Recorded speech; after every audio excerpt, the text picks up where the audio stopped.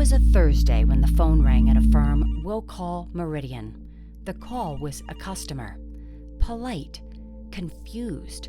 She was reading her own private file back to the account manager, slowly, the way you read a license plate to a police officer.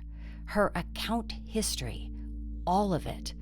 And she had one question. Why had she just found it on the open internet?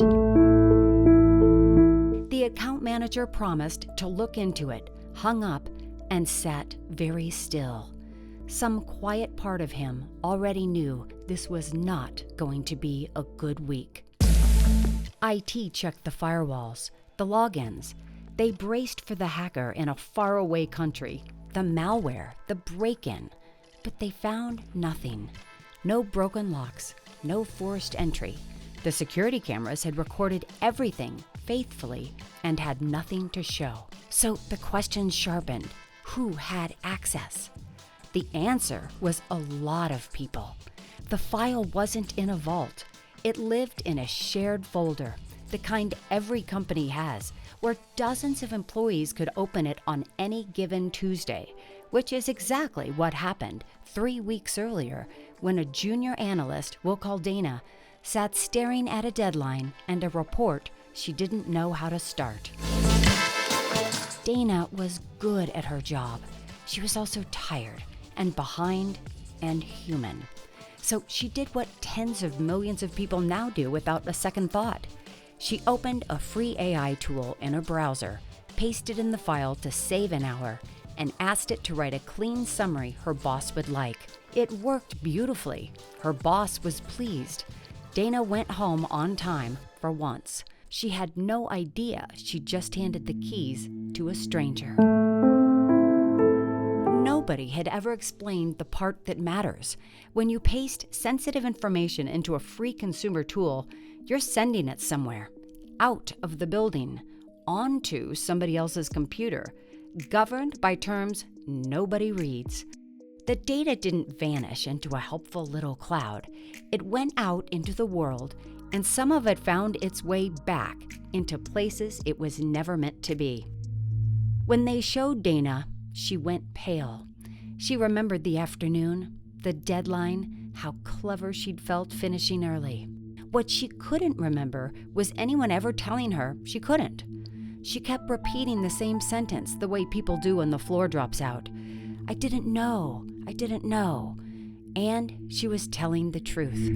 The culprit in the story wears no mask.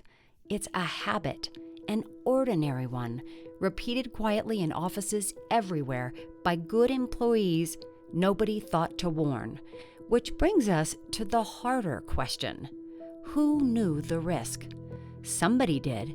Somebody always does. 4 months before that phone rang, in a meeting everyone forgot the instant it ended, a member of the IT team raised a hand and said something inconvenient. People are using these AI tools. We have no rules about it. We ought to decide what they can and cannot put into them before something gets out. A pause, a few nods.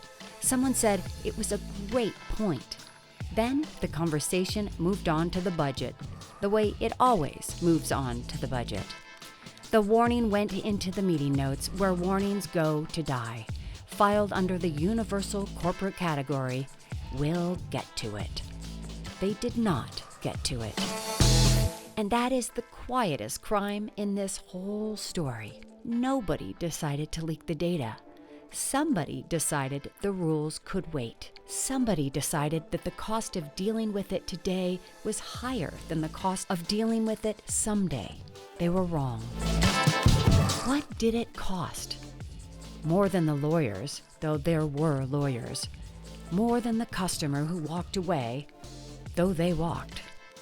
It cost the one thing that takes years to build and a single afternoon to lose. Trust. The belief held by everyone who ever did business with Meridian that handing over their information was safe.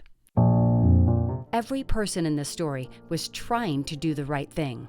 No villains, just reasonable people making reasonable choices with one piece missing.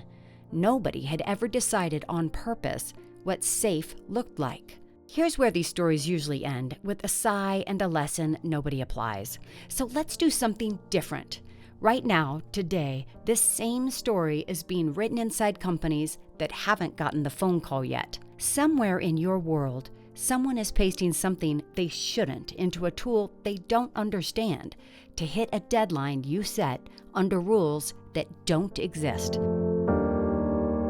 You fix it the way you fix any risk worth taking. You decide on purpose who has access, what they can use, and where the lines are. You say it out loud. You write it down somewhere better than the meeting notes, and you do it before the phone rings.